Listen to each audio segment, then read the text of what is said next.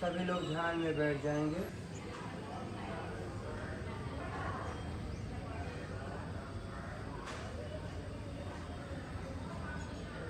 आंख बंद रखेंगे।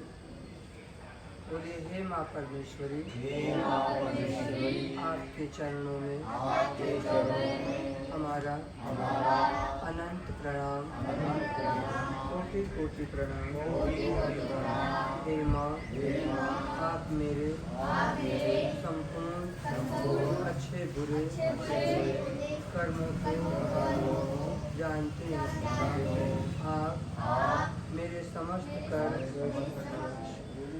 एक साथ बोले, मेरे समस्त कर्म अपने चरणों में जला दीजिए।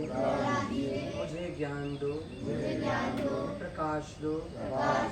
अपने प्रकाश का सानिध्य, अपना ध्यान, अपना मंगलमय दर्शन हमें नित्य प्राप्त हो। हे माँ, हम पूरी बुराइयों को त्याग कर योग को, ध्यान, सुमिरन साधना को प्राप्त हो, हम पर कृपा करें।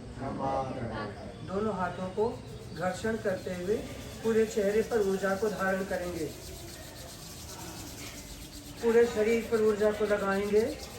बोलिए, माँ आशुतोष शामली जी की जय, सर्वश्री आशुतोष भगवान की जय, सर्वश्री बाबा जी महाराज की जय, सदगुरुदेव भगवान की जय।